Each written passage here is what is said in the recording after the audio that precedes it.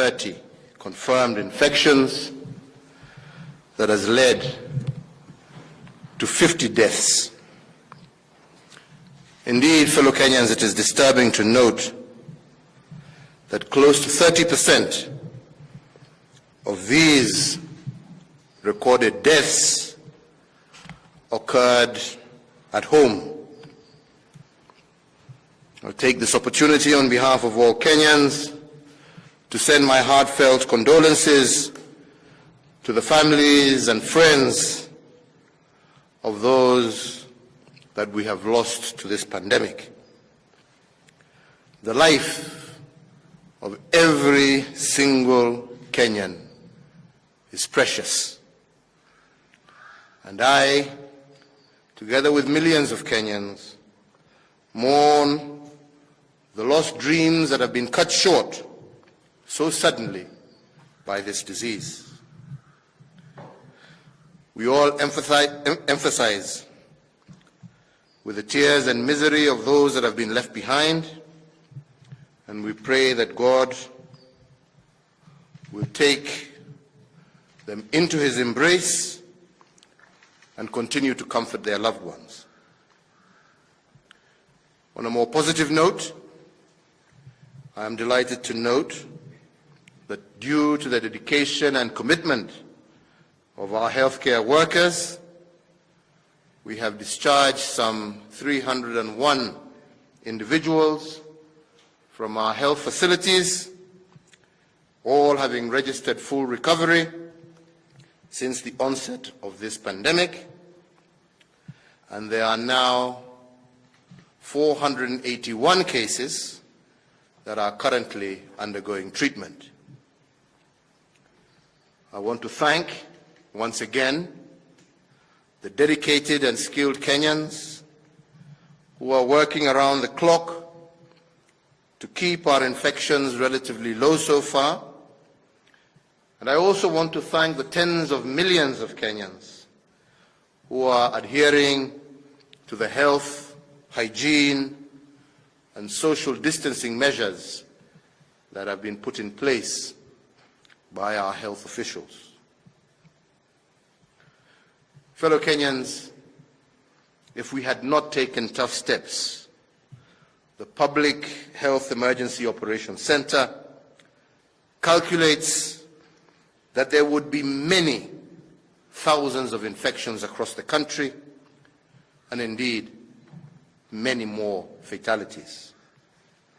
It is, however, clear that we have still to deliver a fatal blow to this enemy that has afflicted our country and the world at large.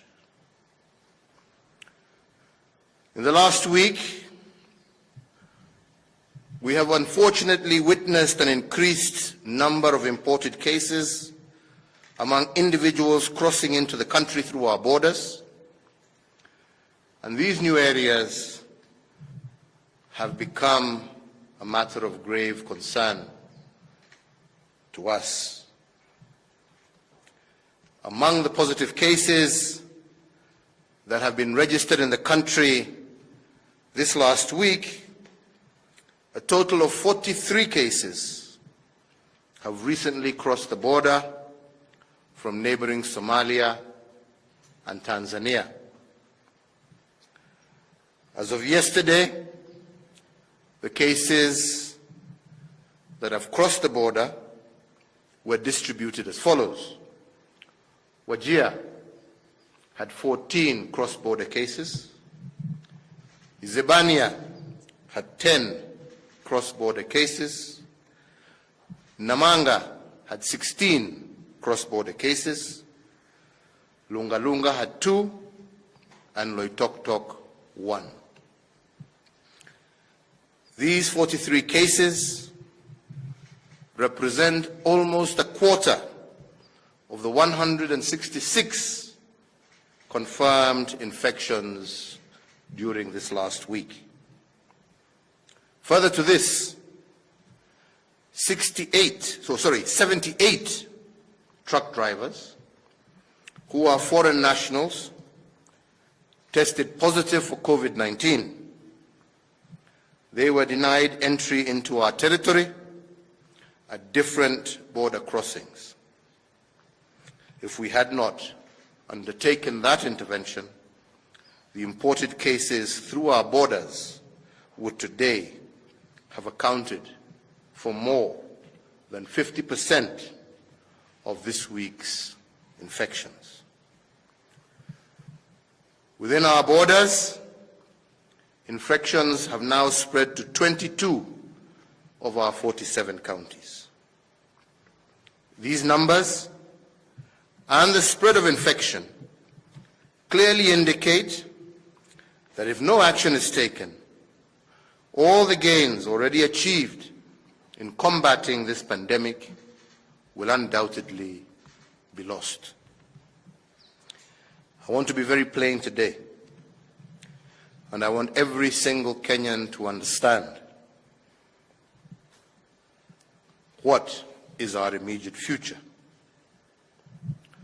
We have a brutal and unforgiving enemy in our midst. This enemy is trying to gain entry using every door, every window, every crack. He's asking every single Kenyan to sneak him in so that he can attack all of us.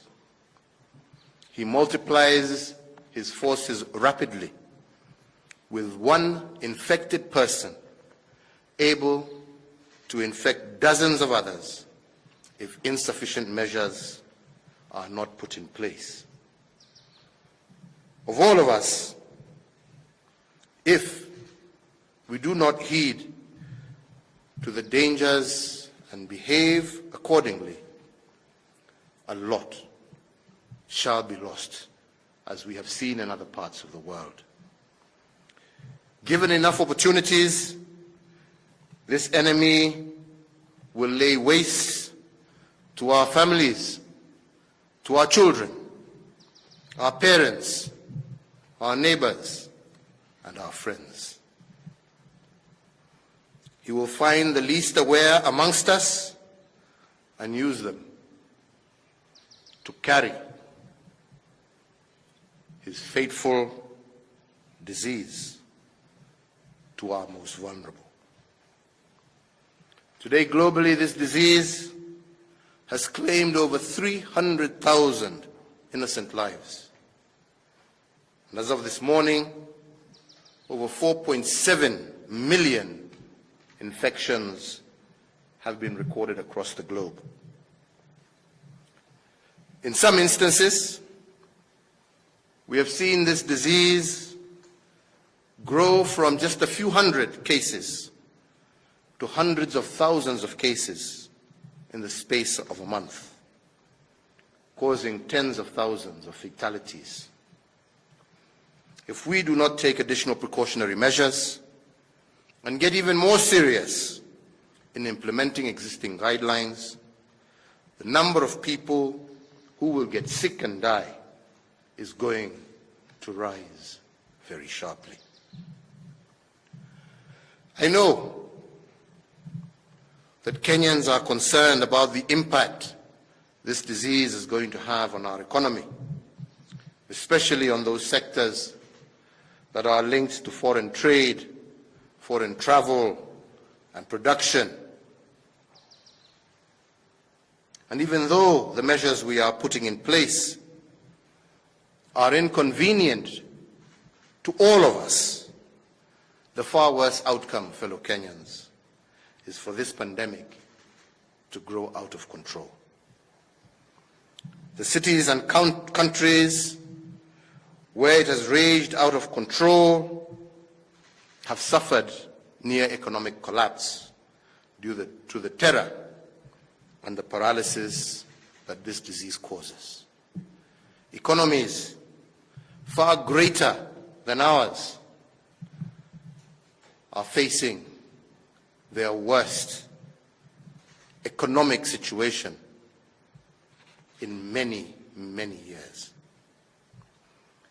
I know that there is growing pressure from amongst our people. There is growing global pressure for easing of measures against this disease and for all of us to get back to normal. Indeed, one of the tasks that I gave our National Emergency Response Committee on Coronavirus was to undertake a close look at reopening our economy even further. However, their examination of what has happened across the world has found countries like Singapore, Germany, Ghana, that initially had done very well when they eased their restrictions, they suffered very dangerous spikes in new rates of infection. I, like you, am just as anxious for us to get back to normal, to get back to building our country. However, I also strongly believe that we will only be able to do this the sooner we sharply suppress the growth of infections in our country. We are therefore going to step up our defense by deploying stricter, more localized prevention actions. We will also review some of the previous concessions and directives to ensure that they are better complied with. So therefore, fellow Kenyans, in accordance with the advice by the National Emergency Response Committee on Coronavirus and our National Security Council, I am today directing as follows: that there will be a cessation of movement of persons and any passenger ferrying automobiles and vehicles into and out of the territory of the Republic of Kenya through the Kenya-Tanzania international border, except for cargo vehicles, with effect from midnight tonight, Saturday the 16th May 2020.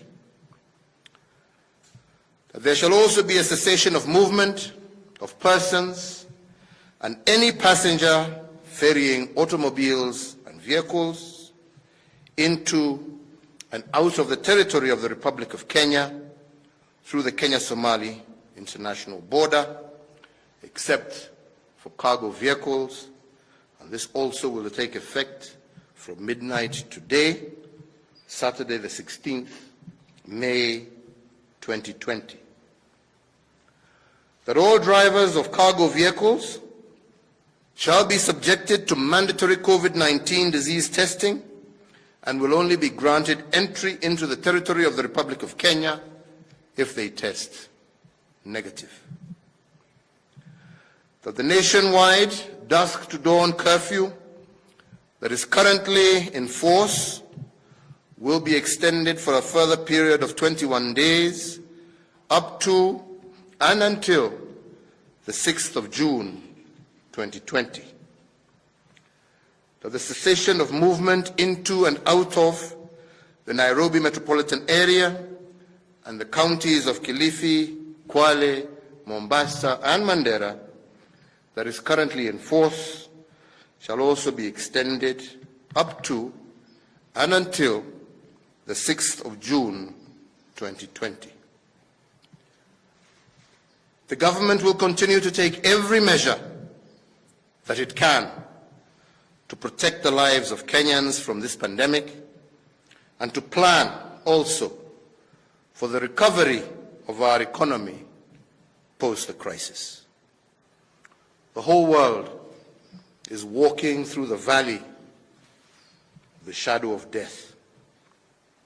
However, I know and I believe that with God's favor and strength, and with the firmness and resolve of our nation, as well as the fidelity of each and everyone in keeping the enemy at bay, God's enduring grace will see us into the light.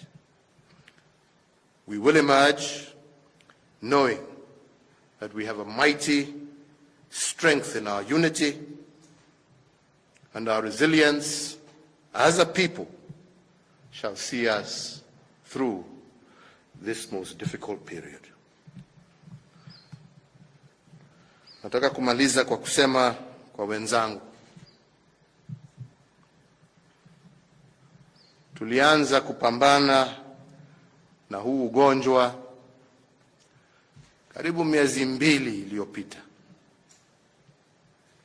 Na nataka tena kushukuru wale wote ambao wamehusika, wametusaidia kuokoa maisha ya maelfu ya Wakenya ambao wangeangamia kama sio yale tuliyofanya kujaribu kuzuia huu ugonjwa kuenea katika nchi yetu. Najua wenzangu ya kwamba wengi wanaona kama wamechoka na wangependa maisha irudi vile ilikuwa. Lakini wenzangu, na mimi sitaki ni wadanganyi, wale ambao wamekataa kuona huu ugonjwa kama ni kitu cha kweli, nataka tu muangalie makaburi ambayo imechimbwa dunia mzima kuzika maiti za watu. Jukumu la kwanza la serikali ni kuhakikisha ya kwamba tumelinda maisha na mali ya wananchi. Kwangu mimi, ningekuwa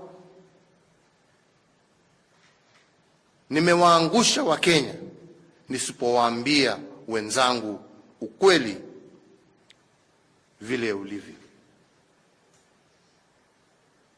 Huu ni ugonjwa ambao unachukua maisha.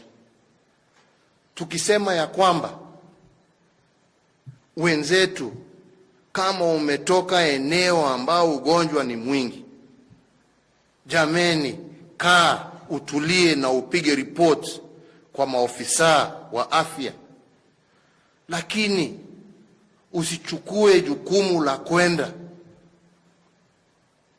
kupeleka huo ugonjwa kwa wenzako, jamii, familia, baba, babu, mama, nyumbani, mtu ambaye hana hatia yeyote isipokuwa kukupenda na kukaribishe kwake, na wewe umwachie ugonjwa na uweke maisha yake hatarini. Nataka niwaeleze kuhusu kijana moja, kwa sababu yeye alikuwa amejiona yeye ameshinda askari, ameponyoka, amepita roadblocks. Ametoka kutoka Mombasa, ameenda mpaka Gathiani, Machakos, na anajipigia makofi ya vile amefaulu kufika Gathiani, pahali ambapo huo ugonjwa hukuwa umesikika. Ameambukiza dadake, na hatujui ni watu wangapi huko Gathiani ambaye sasa dadake pia ameambukiza. Kujipenda kulipo kupenda wale ambao wanakupenda. Wenzangu, mimi nataka niwaambie ya kwamba huu ugonjwa ni hatari, na yale masharti ambayo tumetoa lazima tuyatimize kama Wakenya, na sio tu kwa sababu tunataka kuumiza mtu yeyote.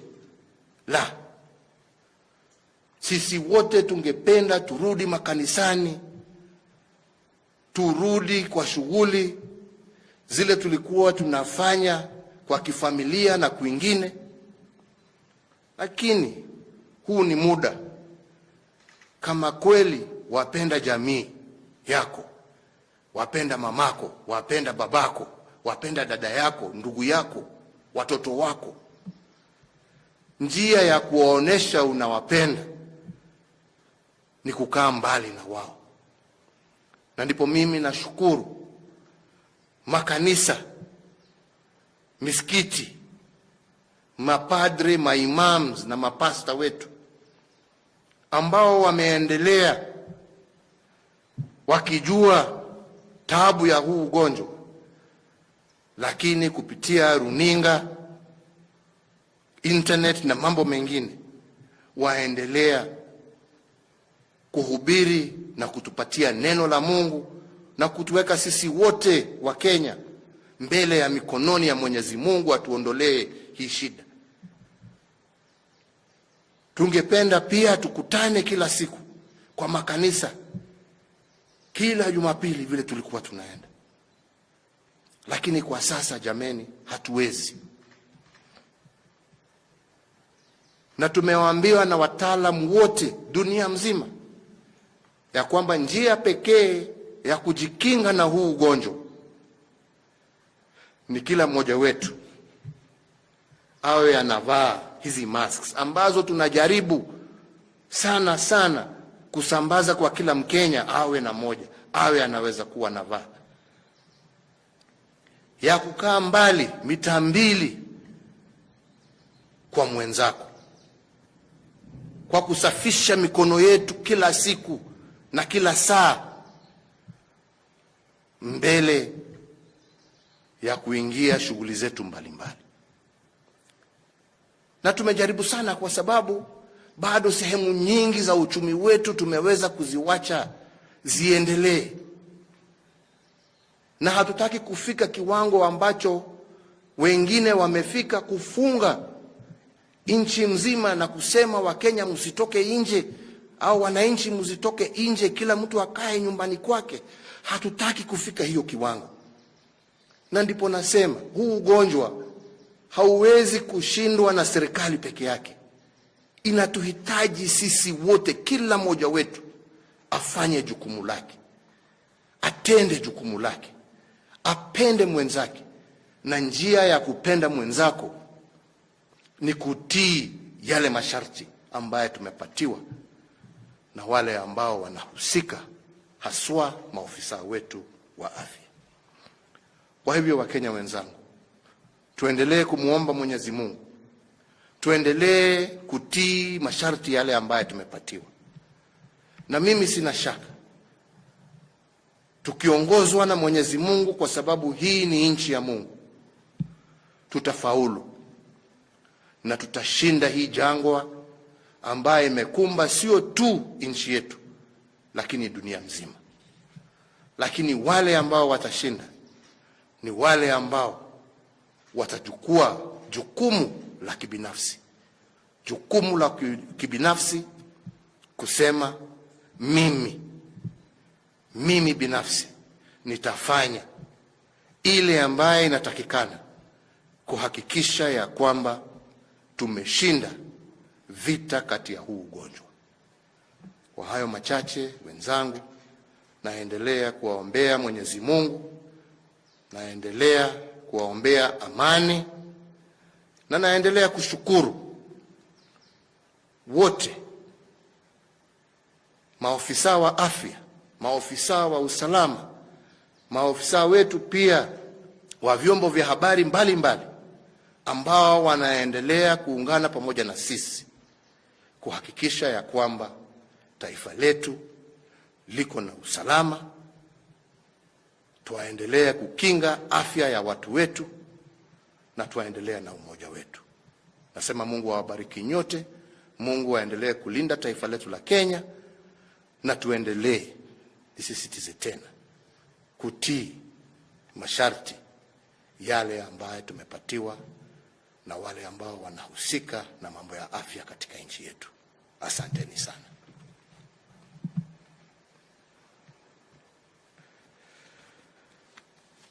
Okay.